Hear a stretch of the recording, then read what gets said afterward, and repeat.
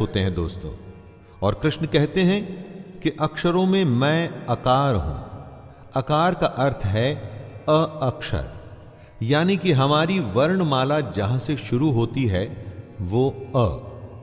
कहीं यही वो पहला अक्षर तो नहीं जो कोई शिशु सबसे पहले अपने मुंह से निकालता है।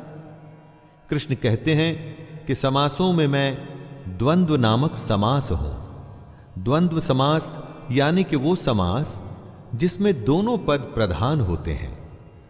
अक्षय काल अर्थात काल का भी महाकाल तथा सब और मुख वाला विराट स्वरूप, सबका धारण पोषण करने वाला भी मैं ही हूं।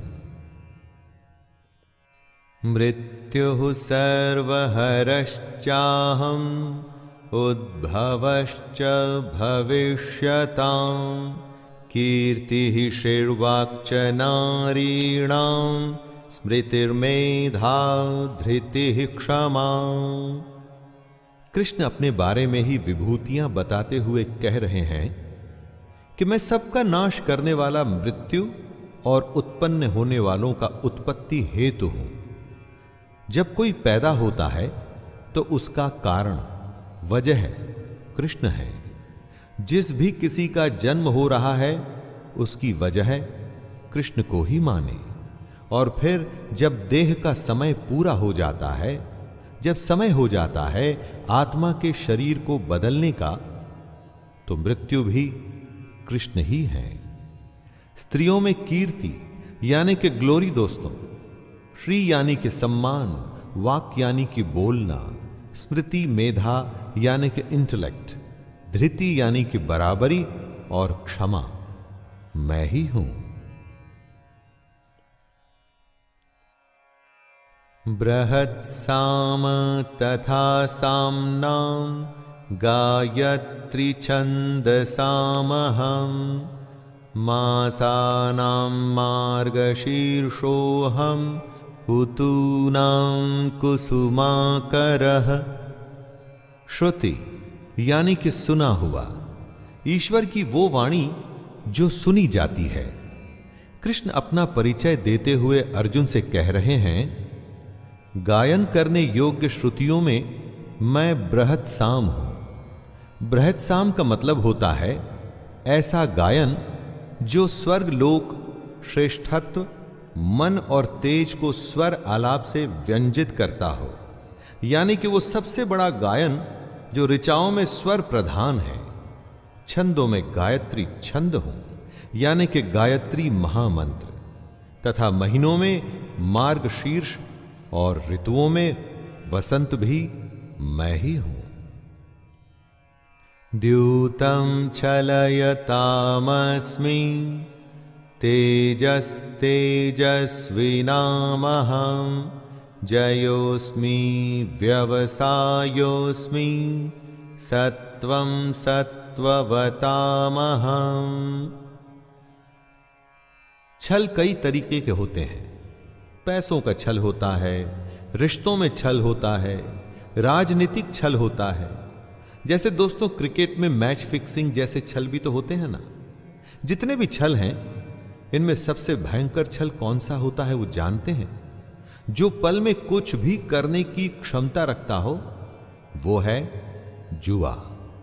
इसीलिए कृष्ण कहते हैं कि मैं छल करने वालों में जुआ हूं।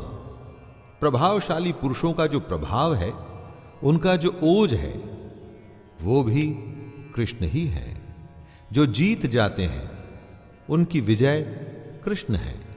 निश्चय करने वालों का निश्चय और सात्विक पुरुषों का सात्विक भाव भी कृष्ण ही है।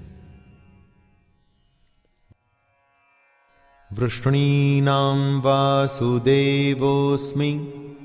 पाण्डवानां धनञ्जयः मुनीनामप्यहं व्यासः कवीनामुशना कविः। यादवों के अंतर्गत एक वृष्णि वंश भी था।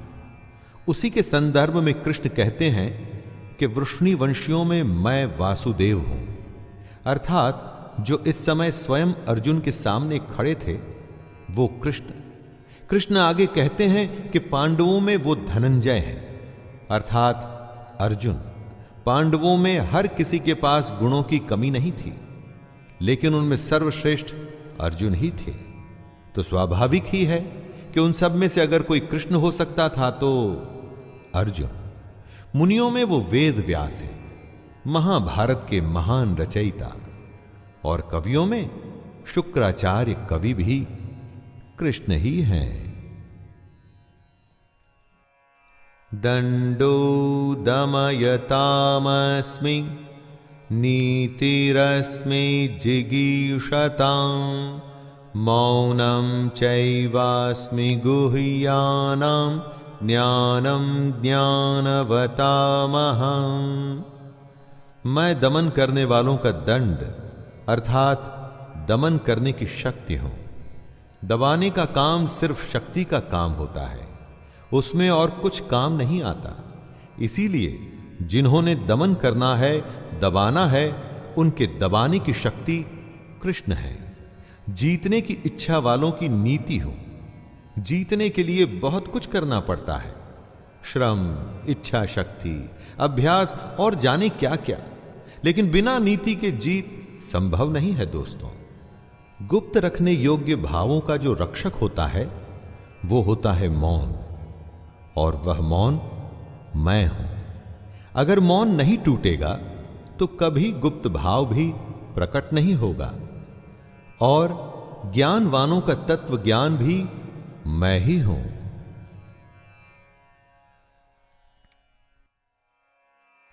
यच्चापि सर्वभूतानां बीजं तदहमर्जुन न तदस्ति विना यतस्यान् मया भूतं चराचरम्। हे अर्जुन, जो सब भूतों की उत्पत्ति का कारण है वो भी मैं ही हूं, क्योंकि ऐसा चर और अचर कोई भी भूत नहीं जो मुझसे रहित हो। जिसमें प्राण हैं या जो निर्जीव हैं वो इस दुनिया में मेरे ही संकल्प से हैं।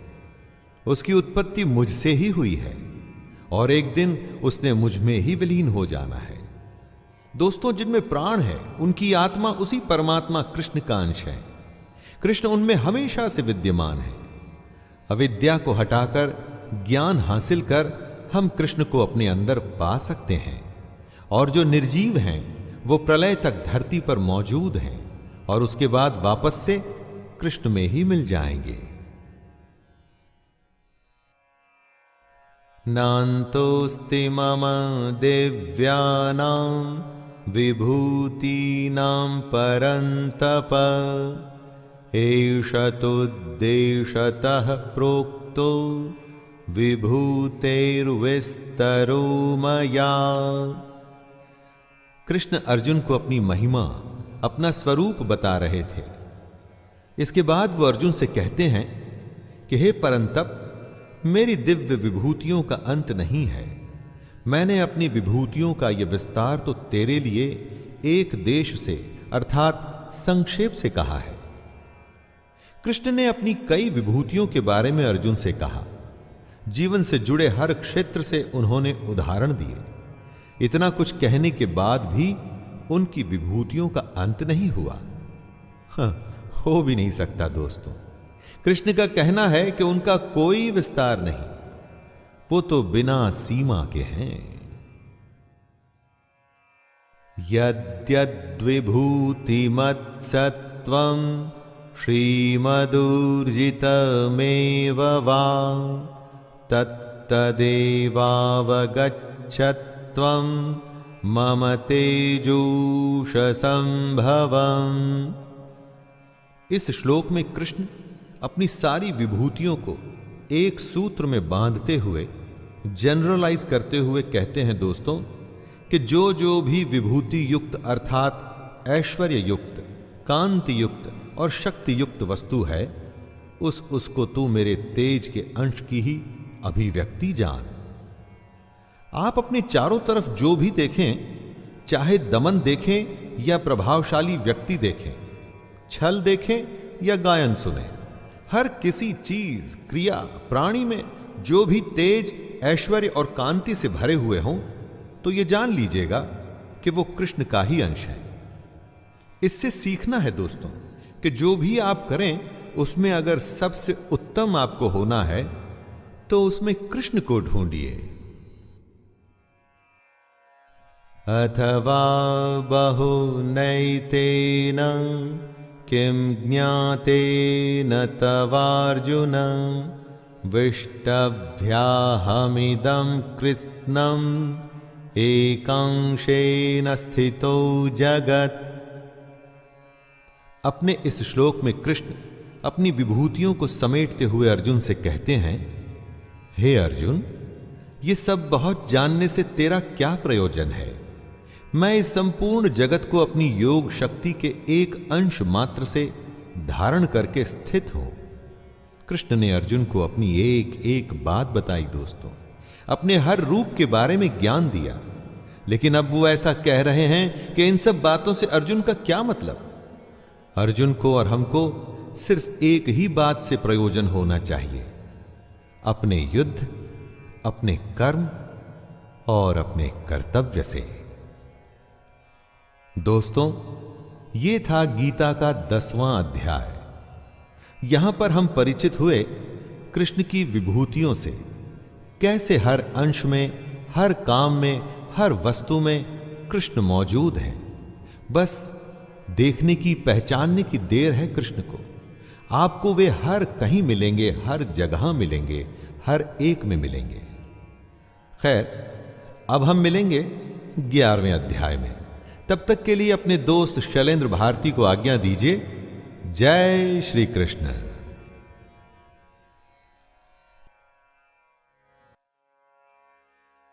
जय श्री कृष्ण। भगवत गीता अध्याय 11। विषय है विश्वरूप दर्शन योग। कृष्ण जो हम आपको आज तक दिखे हैं वो उनका असली रूप नहीं, असल में वो कुछ और है। दोस्तों, गीता का ये अध्याय 11 है, विश्वरूप दर्शन योग। इस अध्याय में अर्जुन कृष्ण का विश्व रूप देखना चाहता है। जैसे हम और आप एक दूसरे को देखते हैं, वैसे ही वो कृष्ण के असली स्वरूप को अपनी आंखों से देखना चाहते हैं। मैं शैलेंद्र भारती आप सभी को नमस्कार करते हुए इस अध्याय को प्रारंभ करता हूं। अर्जुन उवाच मदनुग्रहाय परमं गुह्यमध्यात्म संज्ञितं यत्त्वयोक्तं वचस्तेन मोहोऽयं विगतो मम। अर्जुन कृष्ण से कहते हैं कि कृष्ण, आपने मुझ पर एक विशेष कृपा की है। आपने मुझे परम गोपनीय अध्यात्म विषयक वचन अर्थात उपदेश कहे, वेदों और उपनिषदों का पूरा ज्ञान निचोड़कर उसका राज आपने मुझे बताया। इसी वजह से वे कह रहे हैं कि उनका सारा अज्ञान नष्ट हो गया है। कहते हैं कि गीता के सुनने मात्र से अज्ञान दूर हो जाता है दोस्तों, जैसा कि अर्जुन के साथ हुआ। यहां पर सुनना सिर्फ सुनने की क्रिया नहीं है। जैसे कि अध्यापक को सुनने से आप परीक्षा में पास नहीं हो जाएंगे, लेकिन अगर आप पूरी एकाग्रता से सुनेंगे तो यह निश्चय है कि आप अवश्य पास हो जाएंगे। भवाप्ययौ हि भूतानां श्रुतौ विस्तरशो मया त्वतः कमलपत्राक्ष महात्म्यमपि चाव्ययम्। अर्जुन, पूरी दुनिया के भूतों की उत्पत्ति और उसके बाद प्रलय में सब विलीन हो जाने को विस्तार पूर्वक सुन चुके हैं। वो कृष्ण की अविनाशी महिमा को जान चुके हैं। अर्जुन मोहग्रस्त थे। अपनों से युद्ध करना उन्हें समझ नहीं आ रहा था। शास्त्र को छोड़ वो दुखी हो युद्ध स्थली पर बैठ गए थे। इसी वजह से कृष्ण ने उन्हें ज्ञान देना प्रारंभ किया था। इस ज्ञान से उनका मोह खत्म होना तो शुरू हो गया, लेकिन अब उनके मन में कृष्ण के विश्व रूप को देखने की लालसा जग गई। और कैसे ना होती दोस्तों, कि आप नहीं देखना चाहेंगे कि कैसे सारी दुनिया कृष्ण में से निकलती है और फिर एक दिन प्रलय के समय उसी में विलीन हो जाएगी। एवमेतद्यथार्थ त्वमात्मानं परमेश्वर द्रष्टुमिच्छामि ते रूपम् ऐश्वरं पुरुषोत्तमं।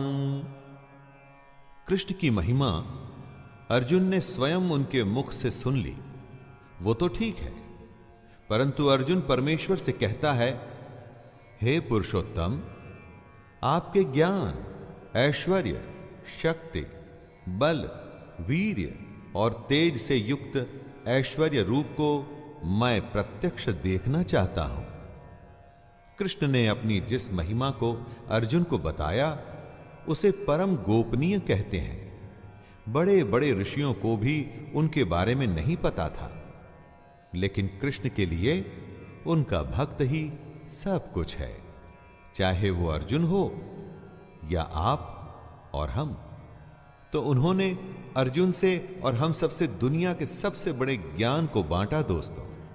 लेकिन अब अर्जुन उनके इस रूप को प्रत्यक्ष देखना चाहता था। अर्जुन के जैसे ही शिष्य हम सबको बनना चाहिए।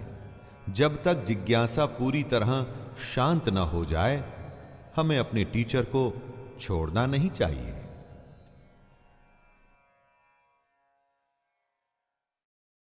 मन्यसे यदि तच्छक्यं मया द्रष्टुमिति प्रभो योगेश्वर ततो मे त्वं दर्शयात्मानमव्ययम्। कृष्ण कण कण में समाये हुए हैं। ऐसा नहीं कि भगवान हर जगह होता है इसलिए, बल्कि इसलिए कि हर कण कण, हर प्राणी कृष्ण में से ही आया है। हमारा हर काम उसी के संकल्प का ही नतीजा है। ऐसा प्रभु जिसमें और जिससे उत्पत्ति, स्थिति और प्रलय होते हैं, तथा ऐसा प्रभु जो अंतर्यामी रूप से शासन करता है, ऐसे प्रभु को कौन नहीं देखना चाहेगा। यही बात अर्जुन कहता है उनसे कि यदि उसके द्वारा कृष्ण का वह रूप देखा जाना संभव है, तो योगेश्वर को उस अविनाशी स्वरूप का दर्शन कराना चाहिए। श्री भगवानुवाच पश्य मे पार्थरूपाणि शतशोऽथ सहस्रशः नानाविधानि दिव्यानि नानावर्णाकृतीनि च। क्या आप कल्पना कर सकते हैं कि कृष्ण का विश्व रूप कैसा होगा? कैसा दिखता होगा वो कृष्ण जिसे हम बचपन के माखन चोर या राधा के सखा या अर्जुन के सारथी के रूप में देख चुके हैं। कृष्ण के जिस रूप से हम परिचित हैं, वो उनका रूप नहीं। वो तो जब कृष्ण पृथ्वी पर आए तो उनको एक रूप चाहिए था, इसलिए वो वैसे दिखे। असल में अब वो अपना रूप अर्जुन को दिखाएंगे। श्री भगवान कहते हैं कि हे पार्थ, अब तू मेरे सैकड़ों हजारों नाना प्रकार के और नाना वर्ण तथा नाना आकृति वाले अलौकिक रूपों को देख। पश्यादित्यान् वसून् रुद्रानश्विनो मरुतस्तथा बहुन्यदृष्टपूर्वाणि पश्चाश्चर्याणि भारत। कृष्ण अब अर्जुन को अपना असली रूप प्रत्यक्ष दिखाने जा रहे हैं। ऐसा कभी नहीं हुआ था। कृष्ण के वास्तविक रूप के बारे में कल्पना करना भी संभव नहीं। कल्पना के लिए भी कुछ आधार चाहिए होता है। लेकिन जैसा कि खुद कृष्ण ने कहा कि वो अव्यक्त हैं, तो जो अव्यक्त है उसे आप कैसे सोच सकते हैं? लेकिन अब उसकी भी जरूरत नहीं। कृष्ण कहते हैं, हे भरतवंशी अर्जुन, तू मुझमें आदित्यों को अर्थात अदिति के 12 पुत्रों को, 8 वसुओं को, 11 रुद्रों को, दोनों अश्विनी कुमारों को और 49 मरुदगणों को देख, तथा और भी बहुत से पहले न देखे हुए आश्चर्यमय रूपों को देख। इहैकस्थं जगत्कृत्स्नं पश्याद्य सचराचरं मम देहे गुडाकेश यच्चान्यद्द्रष्टुमिच्छसि। कृष्ण जड़ और चेतन दोनों के अधिष्ठाता हैं, यानी कि नियामक, देखभाल करने वाले। जो कुछ भी इस दुनिया में कॉन्शियस और अनकॉन्शियस है, उन दोनों के मालिक हैं वो। जमीन, नदी, पहाड़ सब उन्हीं की माया है। और हम में जो आत्मा है वो उसी का तो एक अंश है। तो सबसे बड़ी बात ये उठती है दोस्तों कि अगर कृष्ण के वास्तविक रूप को देखेंगे तो फिर तो हमको सब कुछ दिख जाना चाहिए। ऐसा ही कुछ वो अर्जुन को बता रहे हैं। हे अर्जुन, अब इस शरीर में एक जगह स्थित चराचर सहित संपूर्ण जगत को देख, तथा और भी जो कुछ देखना चाहता है सो उसे तू देख। न तो मां शक्यसे दृष्टम नेनैव स्वचक्षुषा दिव्यं ददामि ते चक्षुः पश्य मे योगमैश्वरम्। लेकिन क्या ऐसा संभव भी है जिसमें सब कुछ है, जिससे हम सब आए हैं, जिसमें एक दिन तो हम सबको मिल जाना है? उसे क्या हम अपनी साधारण आंखों से देख सकते हैं? अर्जुन ने तो विनती की कि अगर संभव हो तो वो कृष्ण का विश्व रूप देखना चाहता है। कृष्ण ने हां भी भर ली, लेकिन ऐसा संभव नहीं था। कृष्ण कहते हैं, मुझको तू इन अपने प्राकृत नेत्रों द्वारा देखने में निसंदेह समर्थ नहीं है। इसीलिए मैं तुझे दिव्य अर्थात अलौकिक चक्षु देता हूं, जिससे तू मेरी ईश्वरीय योग शक्ति को देख सकेगा। दोस्तों, प्राकृत का मतलब हुआ प्रकृति द्वारा दिए हुए, जैसे कि हमारे और आपके पास है। प्रकृति की स्वयं की पहुंच भी कृष्ण तक नहीं जाती, तो फिर उसकी दी हुई आंखें कृष्ण को कैसे देख पाएंगी? इसीलिए कृष्ण ने अर्जुन को दिव्य आंखें दी थी।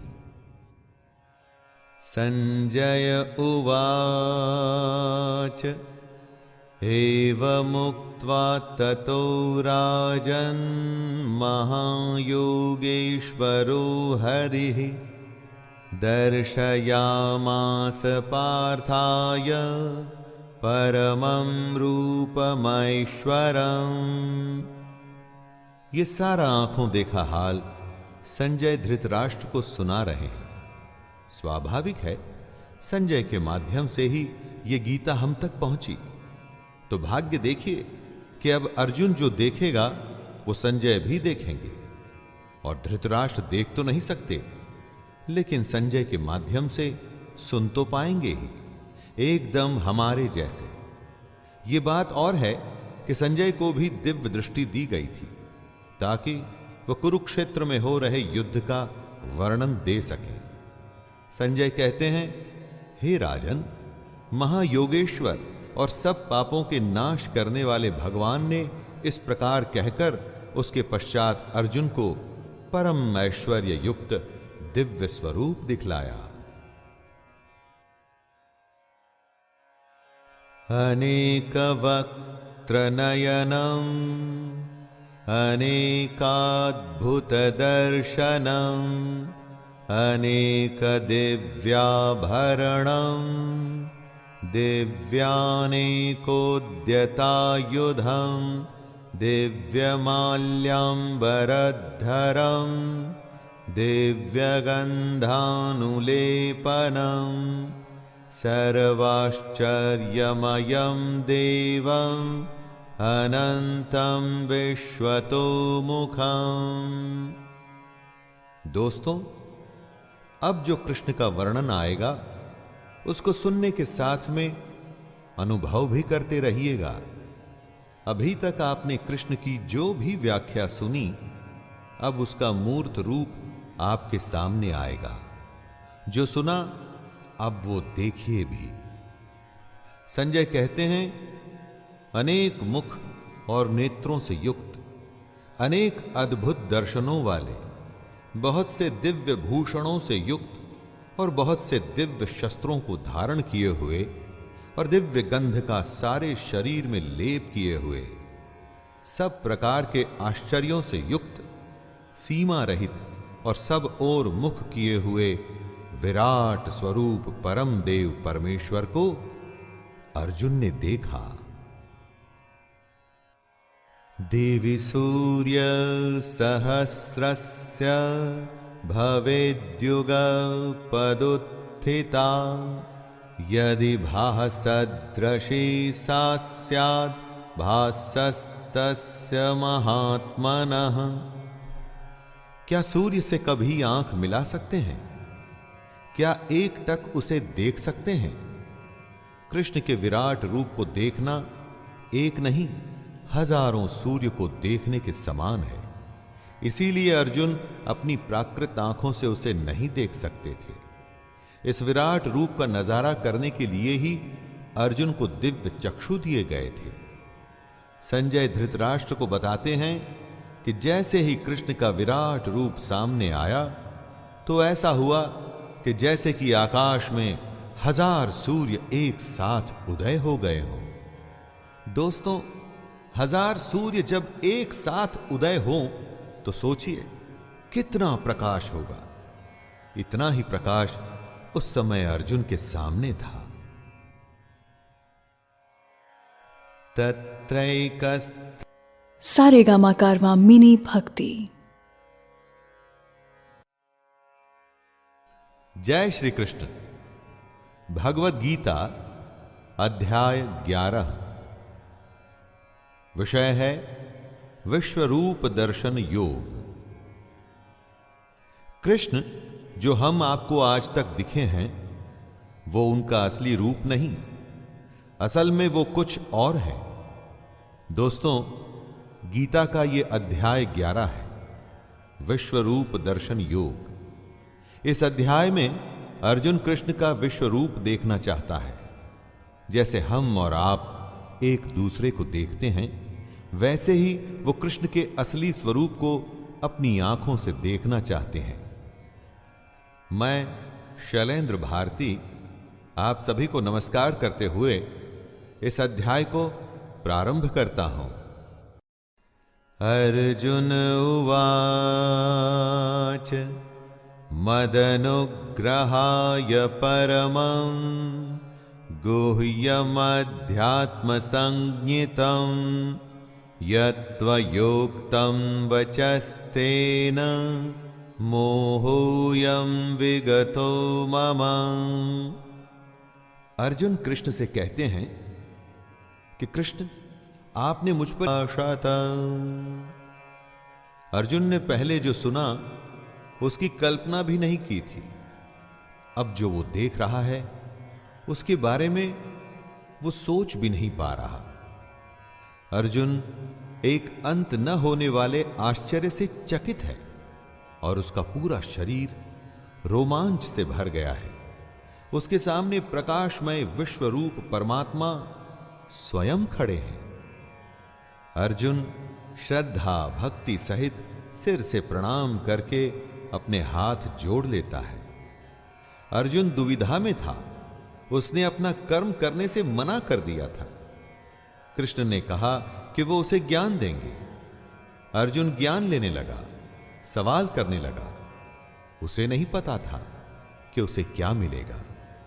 और देखिए दोस्तों, अब वो भगवान श्री कृष्ण के विराट स्वरूप के सामने नतमस्तक खड़ा है। अर्जुन उवाच पश्यामि देवांस्तव देवदेहे सर्वांस्तथा भूतविशेषसङ्घान् ब्रह्माणमीशं कमलानस्थ ऋषींश्च सर्वानुरगांश्च देव्यान् अनेकबाहूदरवक्त्रनेत्रम् पश्यामि त्वां सर्वतोऽनन्तरूपम् नान्तं न मध्यं न पुनस्तवादिम् पश्यामि विश्वेश्वर विश्वरूप। हाथ जोड़ के आश्चर्य से भरा हुआ अर्जुन कृष्ण में सारे देवता, अनेक भूतों के समुदायों को, कमल के आसन पर विराजित हुए ब्रह्मा को, महादेव को और संपूर्ण ऋषियों को तथा दिव्य सर्पों को देख रहा है। दोस्तों, ऐसा ही तो कृष्ण ने अपना रूप बताया था ना। तो जो बताया था सो वो सामने है। अनेकों अनेक भुजा, अनेक पेट, न जाने कितने मुख और अनेक नेत्र, यानी कि सब ओर से अनंत कृष्ण का विराट रूप जैसे हर दिशा में है। यह बताना मुश्किल हो जाएगा कि इस रूप की शुरुआत कहां से हो रही है, कहां इसका मध्य और कहां इस रूप का अंत हो रहा है। इसीलिए अर्जुन कहते हैं, हे विश्वरूप, मैं आपके न अंत को देखता हूं, न मध्य को और न आदि को ही। किरीटिनं गदिनं चक्रिणं च तेजोराशिं सर्वतो दीप्तिमन्तं पश्यामि त्वां दुरनिरीक्षं समन्तात् दीप्तान्लार्कद्युतिमप्रमेयम्। अर्जुन किसी तरह से शब्दों में अपने आश्चर्य को व्यक्त करते हुए कहता है, आपको मैं मुकुट युक्त, गदा युक्त और चक्र युक्त देखता हूं। सब ओर से प्रकाशमान तेज के पुंज, प्रज्वलित अग्नि और सूर्य के सदृश ज्योति युक्त, कठिनता से देखे जाने योग्य देखता हूं। दोस्तों, क्योंकि कृष्ण का न तो ओर था न छोर, वे हर तरफ थे, इसीलिए हर तरफ से हाथ गदा उठाए हुए, अनगिनत मुख, अनगिनत मुकुट पहने हुए और हर ओर से ही वो सुदर्शन चक्र उठाए हुए दिख रहे थे। हजारों सूर्य की रोशनी कृष्ण को तेज के पुंज के रूप में प्रस्तुत कर रही थी। त्वमक्षरं परमं वेदितव्यं त्वमस्य विश्वस्य परं निधानं त्वमव्ययः शाश्वत धर्मगुप्ता सनातनस्त्वं पुरुषो मतो मे। जो सुना था अब उसी को देख अर्जुन का अंतःकरण कृष्ण को जान रहा था। कृष्ण ने कहा था कि वो परम अक्षर हैं, यानी कि जिसका क्षय नहीं होता, जो नाश रहित है। कृष्ण ने यह भी बताया था कि जब कुछ नहीं था तब वो थे।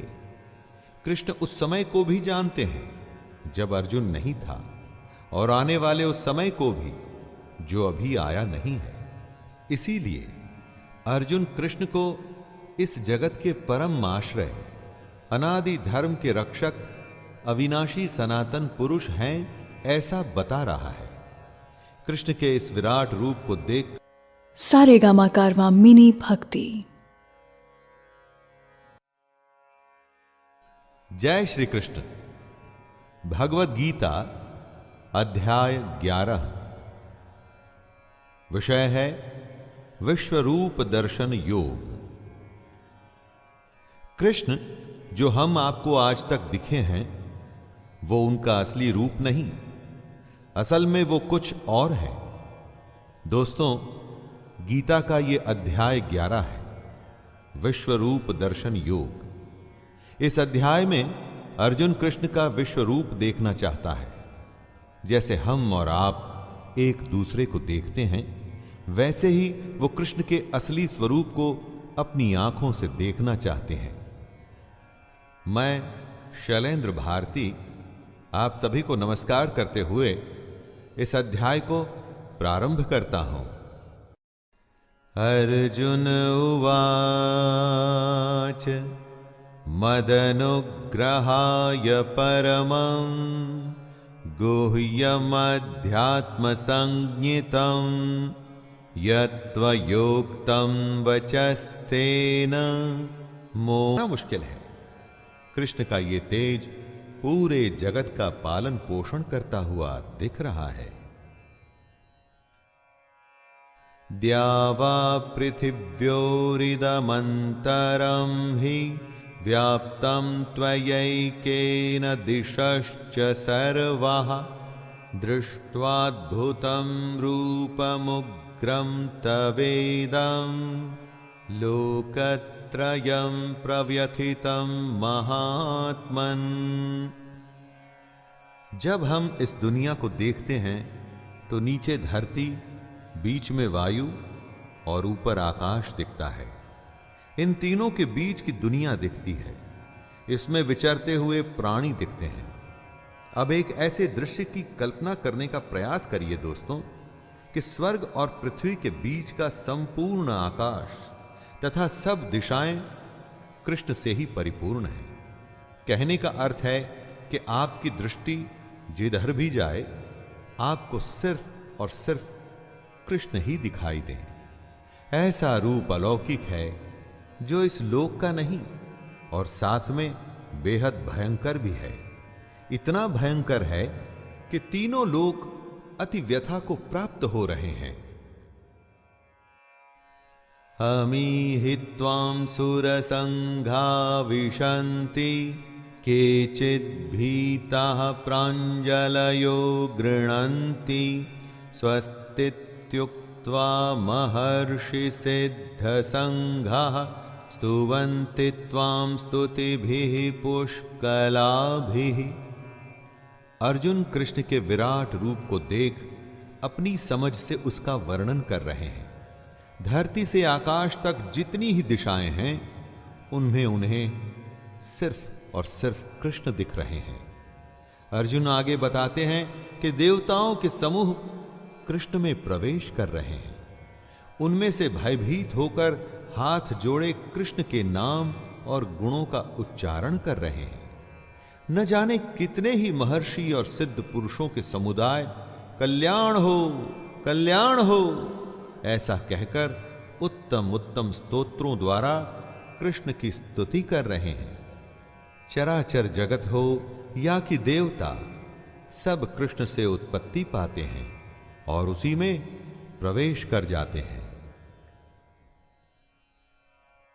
रुद्रादित्या वसवो ये च साध्या विश्वेश्विनौ मरुतश्चोष्मपाश्च गन्धर्वयक्षासुरसिद्धसंघा वीक्षन्ते त्वां विस्मिताश्चैव सर्वे। ऐसा कहते हैं कि कालांतर में शिव 11 रुद्रों के रूप में प्रकट हुए थे और इनका काम था देवताओं की रक्षा करना। इसी तरह से आदित्य और वसु भी देवता हैं। अर्जुन जो कृष्ण का विराट रूप देख रहा है उसमें ये 11 रुद्र, 12 आदित्य तथा 8 वसु और इनके अलावा साध्यगण, विश्वदेव, अश्विनी कुमार तथा मरुदगण और पितरों का समुदाय। इतना ही नहीं, इनके अलावा गंधर्व, यक्ष, राक्षस और सिद्धों के समुदाय ये सब विस्मित होकर कृष्ण को देख रहे हैं। दोस्तों, ऐसे कृष्ण के रूप को देख क्या मनुष्य और क्या देवता सब विस्मित ही हो सकते हैं। रूपम महत्ते बहुवक्त्र नेत्रम महाबाहो बहुबाहुरुपादम बहुदरं बहुदंष्ट्राकरालं दृष्ट्वा लोकाः प्रव्यथितास्तथाहम्। बड़े प्यारे लगते हैं अपने बाल रूप में कृष्ण, या जब वो गोपियों के साथ रास करते हैं, लेकिन वो सच्चाई नहीं है। सच्चाई है उनका ये विराट रूप, और इस रूप की खासियत यह है कि ये विराट तो है, उससे भी ज्यादा विकराल है। अर्जुन कहते हैं, हे महाबाहो, आपके बहुत मुख और नेत्रों वाले, बहुत हाथ, जंघा और पैरों वाले, बहुत उदरों वाले और बहुत सी दाढ़ों के कारण अत्यंत विकराल महान रूप को देखकर सब लोग व्याकुल हो रहे हैं, तथा मैं भी व्याकुल हो रहा हूं। दोस्तों, बेचैन है हर कोई इस काल रूप को देख के। नभः स्पृशं दीप्तमनेकवर्णं व्यात्ताननं दीप्तविशालनेत्रं दृष्ट्वा हि त्वां प्रव्यथितान्तरात्मा धृतिं न विन्दामि शमं च विष्णु। कृष्ण के विराट रूप में मुख ऐसा है कि धरती से शुरू हो आकाश तक जा रहा है। मुख से एक ज्योति निकल रही है। दोस्तों, सब कुछ इल्यूमिनेटेड है। प्रकाश से भरे नेत्र हर तरफ देख रहे हैं। ऐसा कहते हैं कि भगवान की एक झलक पाते ही मन में शांति आ जाती है, लेकिन यहां ऐसा नहीं हो रहा है। कृष्ण को देख अर्जुन भयभीत हो रहा है और उसका अंतःकरण धीरज और शांति को खो रहा है। कृष्ण में सारे काल, सारे लोक समाये हैं। दोस्तों, ये बातें बोलने में तो शब्द हैं, लेकिन यथार्थ में ये सब अति भयंकर होता है। दंष्ट्राकरालानि च ते मुखानि दृष्टैव कालानलसन्निभानि दिशो न जाने न लभे च शर्म प्रसीद देवेश जगन्निवास। भयंकर और विकराल रूप चारों तरफ फैला हुआ है। हर तरफ ही मुख हैं, हर तरफ ही भुजाएं हैं। इस वजह से अर्जुन को कुछ समझ नहीं आ रहा है।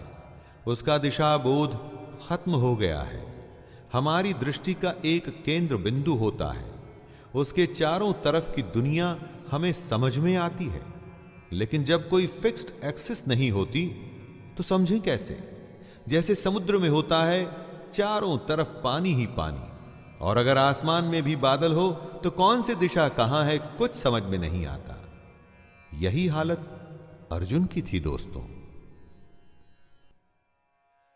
अमी च त्वां धृतराष्ट्रस्य पुत्राः सर्वे सहैवावनिपालसङ्घैः भीष्मो द्रोणः सूतपुत्रस्तथासौ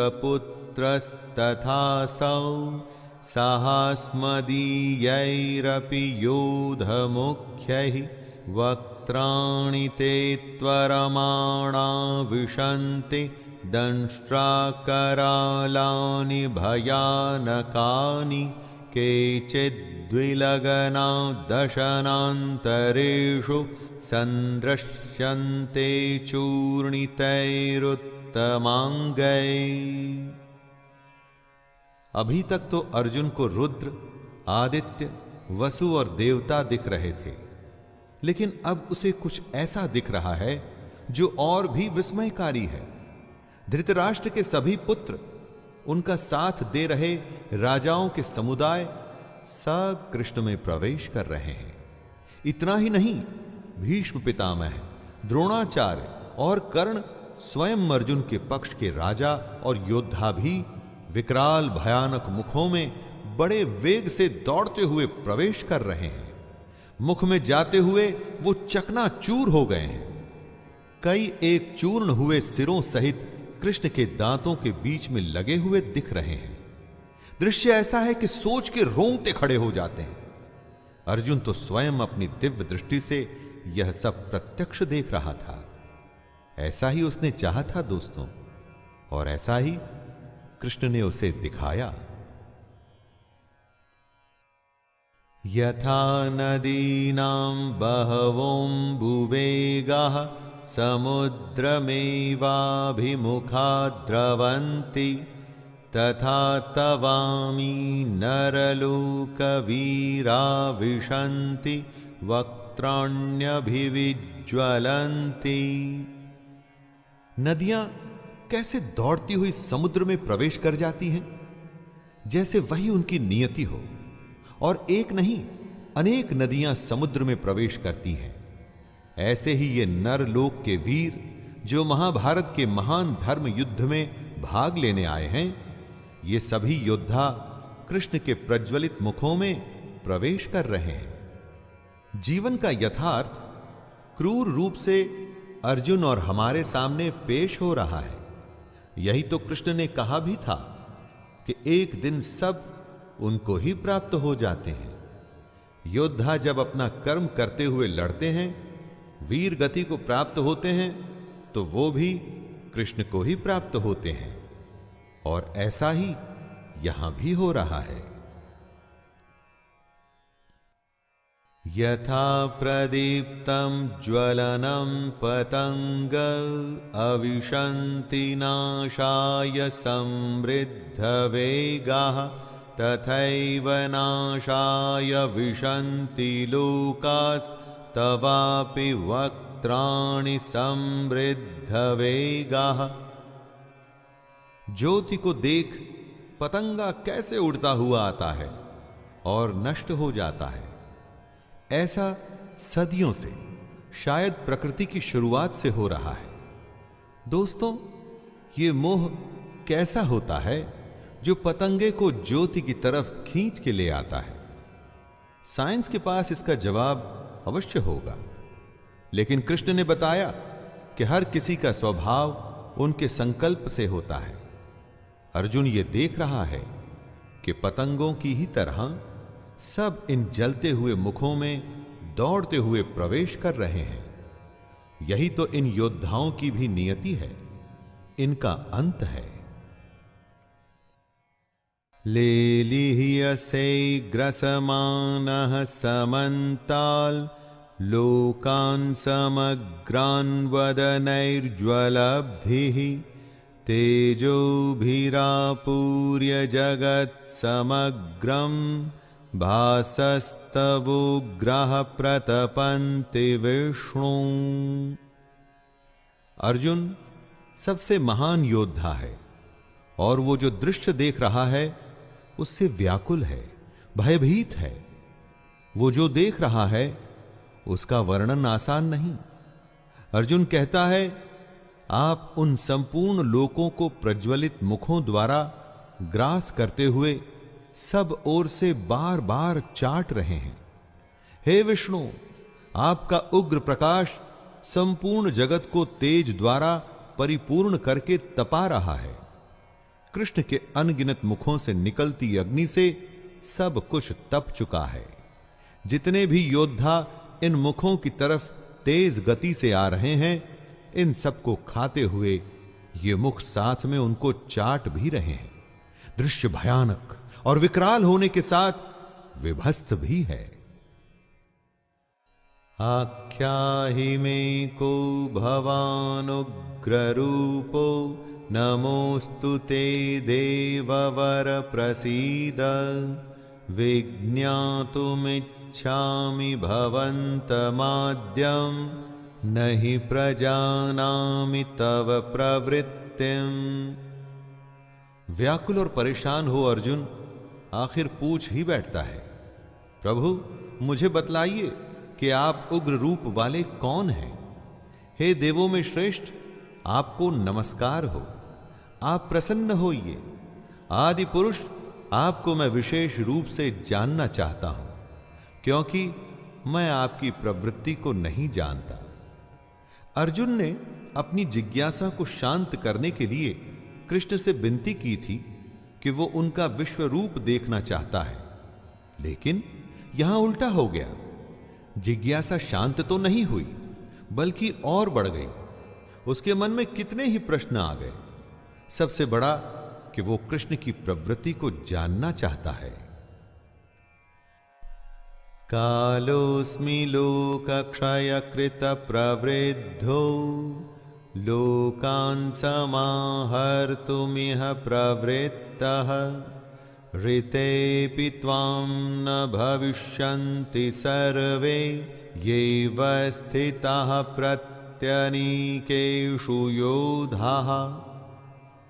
श्री भगवान अर्जुन को उत्तर देते हुए बताते हैं कि वे लोकों का नाश करने वाले महाकाल हैं और इस समय इन लोकों को नष्ट करने के लिए ही प्रवृत्त हुए हैं। कृष्ण समझाते हुए कहते हैं कि जो प्रतिपक्षियों की सेना में स्थित योद्धा लोग हैं, वे सब तेरे बिना भी नहीं रहेंगे, अर्थात तेरे युद्ध न करने पर भी इन सब का नाश हो जाएगा। इसी बात से कृष्ण का ज्ञान शुरू हुआ था कि अर्जुन जिनके लिए शोक करता है, ऐसा नहीं कि उनके युद्ध ना करने से वो बच जाएंगे। अगर उनका मरना युद्ध की नियति है तो उसे कोई बदल नहीं सकता। और दोस्तों, ऐसा यहां हो भी रहा है। तस्मात्त्वमुत्तिष्ठ यशो लभस्व जित्वा शत्रुन् भुङ्क्ष्व समृद्धं मयैवैते निहताः पूर्वमेव निमित्तमात्रं भव सव्यसाचिन्। कृष्ण अर्जुन को उठने के लिए कहते हैं। वो उसे सलाह देते हैं कि युद्ध करके यश को प्राप्त कर, युद्ध करके शत्रुओं को जीतकर धन धान्य से संपन्न राज को भोग, क्योंकि ये सब शूरवीर पहले ही से कृष्ण के द्वारा मारे हुए हैं। कृष्ण अर्जुन को हे सव्यसाचिन कहकर के उद्बोध करते हैं। दोस्तों, अर्जुन क्योंकि बाएं हाथ से भी बाण चला लेते थे, इसलिए उनका नाम सव्यसाची भी हुआ था। उन्होंने अर्जुन से कहा, हे सव्यसाचिन, तू तो केवल निमित्त मात्र बन जा। कृष्ण इन योद्धाओं को मार चुके हैं, अर्जुन को तो केवल निमित्त बनना है। और दोस्तों, हमें भी अर्जुन की तरह निमित्त बन अपना कर्म और अपना कर्तव्य निभाना है।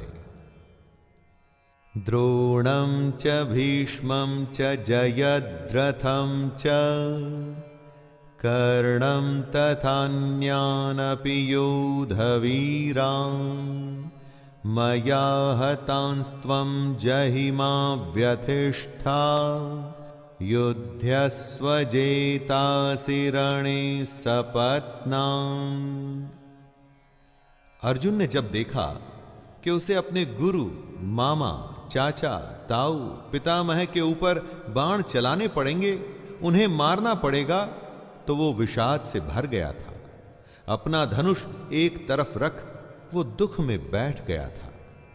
कृष्ण उसे यही समझा रहे हैं कि द्रोणाचार्य, भीष्म, पितामह, जयद्रथ, कर्ण तथा और भी बहुत से शूरवीर योद्धाओं को कृष्ण पहले ही मार चुके हैं, जो कि अर्जुन इस समय खुद देख भी रहा है। इसीलिए वो अर्जुन को युद्ध करने को कह रहे हैं।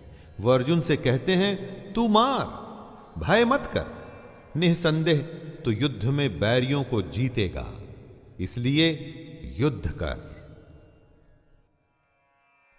एतच्छ्रुत्वा वचनं केशवस्य कृताञ्जलिर्वेपमानः किरीटी नमस्कृत्य स्थित्वा भूय एवाह कृष्णं सगद्गदं भीत भीतः प्रणम्य।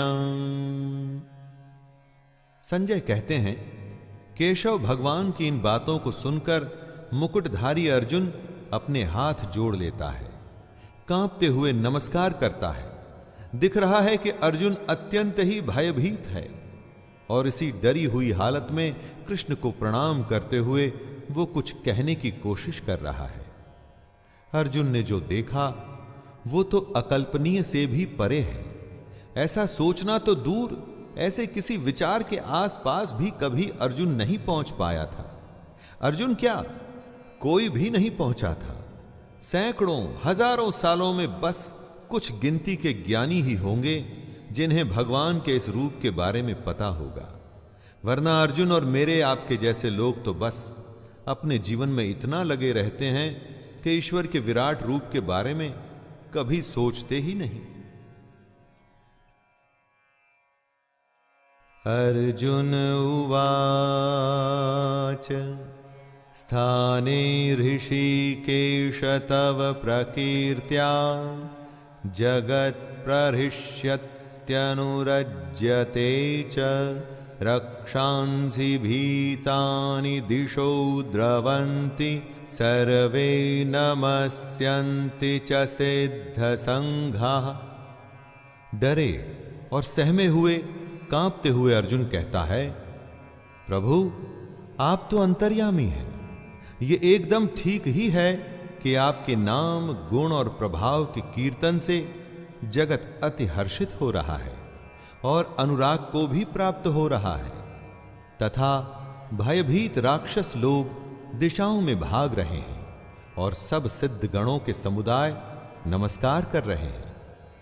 दोस्तों, अर्जुन भाव विभोर हो चुके हैं। जो देखा है उससे वो इतने ज्यादा इंप्रेस्ड हैं कि कुछ कहने के लायक नहीं बचे हैं। वे अपनी बची हुई हिम्मत जुटाकर कृष्ण से बात करने की कोशिश कर रहे हैं। कस्माच्च तेन नमेरन् महात्मन् गरीयसे ब्रह्मणोऽप्यादिकर्त्रे अनंत देवेश जगन्निवास त्वमक्षरं सदसत्तत्परं यत्। अर्जुन कृष्ण को ब्रह्मा के भी आदि कर्ता कह के संबोधित करता है। वो कहता है कि कृष्ण क्योंकि सबसे बड़े हैं तो उनको वो कैसे नमस्कार न करें। अर्जुन अब समझ रहा है कि क्यों कृष्ण सत और असत से परे हैं।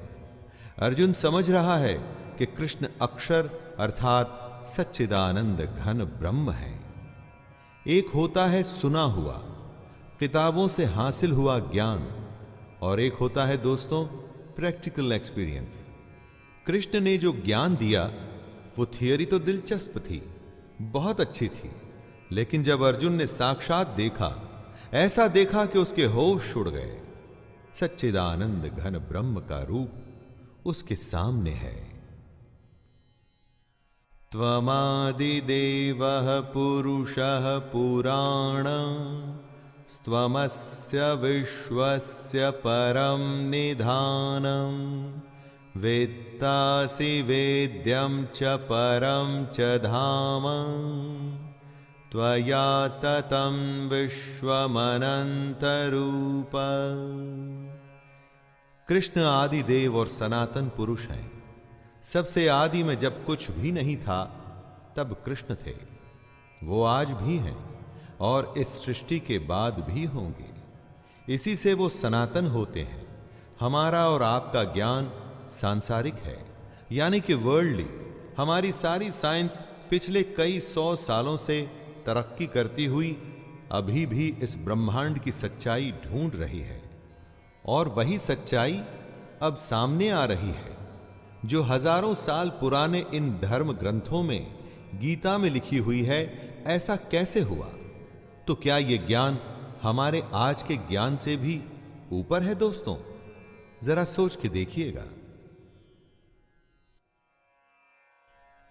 वायुर्मोऽग्निर्वरुणः शशाङ्कः प्रजापतिस्त्वं प्रपितामहश्च नमो नमस्तेस्तु सहस्रकृत्वः पुनश्च भूयोऽपि नमो नमस्ते नमः पुरस्तादथ पृष्ठतस्ते नमोऽस्तु ते सर्वत एव सर्व अनन्तवीर्यामितविक्रमस्त्वं सर्वं समाप्नोषि ततोऽसि सर्वः।